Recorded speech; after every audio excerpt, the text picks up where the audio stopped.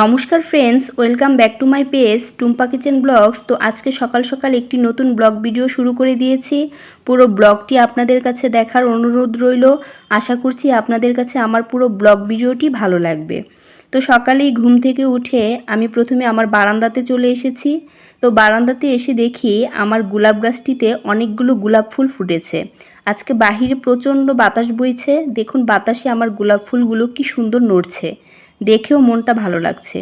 তারপর আমি আমার বিছানাটাকে একটু গুছিয়ে নিচ্ছি, যেহেতু আপনাদের দাদা আজকে সকাল সকাল ঘুম থেকে উঠে পড়েছে, উঠে একটু বাজারে গিয়েছে। তো সেজন্য আমি আগেই বিছানাটাকে গুছিয়ে আমার বালিশগুলোকে সেট করে তারপর মশারিদানিতে মশারিটাকে সুন্দর করে গুছিয়ে তারপর আমি আমার বিছানার কোণাতে রেখে দিয়েছি। তো আমার বিছানা গুছানো সুন্দর হয়ে গেছে। এবার ঘরটাকেও ভালো করে শুড়ে নিচ্ছি। তো ঘর সাধারণত দেখা যায় যে সারাদিনে 3-4 বার শুড়া হয়, পরিষ্কার করা হয়। তো সকাল টাইমটাতে একটু ঘরটাকে শুড়ে নিয়ে তারপর ঘরটাকে আজকে একটু মুছে নেব। তো আমি দেখা যায় 2 দিন পর পরই ঘরটাকে মুছার চেষ্টা করি। তো ডাইনিং রুমটা আর ঠাকুরঘরটা প্রতিদিনই মুছি, আর সবগুলো রুম 2 দিন পর পরই মুছার চেষ্টা করি। তো স্নান সেরে, পুজো সেরে, সব কিছু সেরে তো আপনাদের সাথে একটা জিনিস শেয়ার করি। তো আমি এখানে 4টা মেক্সির কাপড় বাজার থেকে নিয়ে এসেছি। যেহেতু আমাদের দোকানে গজ কাপড় বিক্রি করে না, তাই আমি আমাদের ভালুকা বাজার থেকে এই মেক্সির কাপড়গুলো নিয়ে এসেছি। একটা মেক্সি হচ্ছে আপনাদের সুতি বয়েলের মধ্যে, আর এই মেক্সিটা হচ্ছে লিলেনের মধ্যে।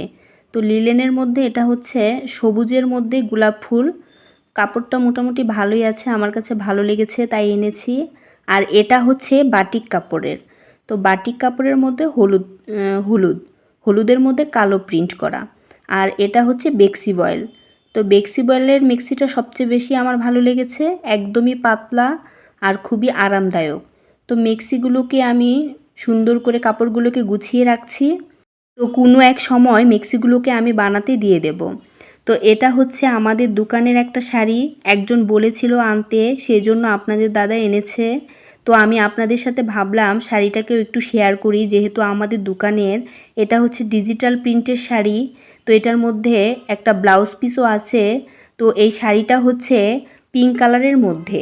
তো শাড়িটা আর মেক্সির কাপড়গুলো কেমন হয়েছে অবশ্যই কমেন্ট করবেন। তো আমি এখন একটু রান্না বান্না করে নিব, অল্প কিছুই রান্না করব।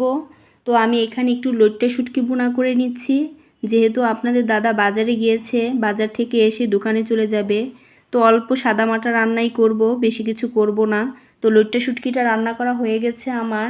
এবার আমি শাকটাকে রান্না করে নিচ্ছি। তো শাকটাকে আমি একবারেই সম্বার দিয়ে রান্না করব। শাকটাকে আমি আগে ভাপ দেব না, রসুন পেঁয়াজটাকে একটু ভেজে তারপর শাকটাকে সম্বার দিয়ে শাকটাকেও রান্না করে নিচ্ছি। তো শাকটা সম্বার দিয়ে হলুদ লবণ দিয়ে একটু ভেজে তারপর ঢাকা দিয়ে ঢেকে তারপর শাকটা আমার ভাজা হয়ে গেছে। তো একটা বাটিতে নামিয়ে নিচ্ছি। আমি একটু ডালও রান্না করে নিয়েছিলাম। তো ডাল রান্নাটা আপনাদের সাথে আর শেয়ার করলাম না, পুরো ভিডিওটা বড় হয়ে যাবে বলে। তো আপনাদের দাদাকে বিদায় করে দিয়ে খাওয়া দাওয়া সেরে তারপর বিকাল দিকে আমি যখন ভিডিও এডিট করছিলাম তখন আমি একটু বাদামও খেয়ে নিয়েছি। তো আমার ভিডিওগুলো আপনাদের কেমন লাগে অবশ্যই কমেন্ট করে জানাবেন। ধন্যবাদ সবাইকে।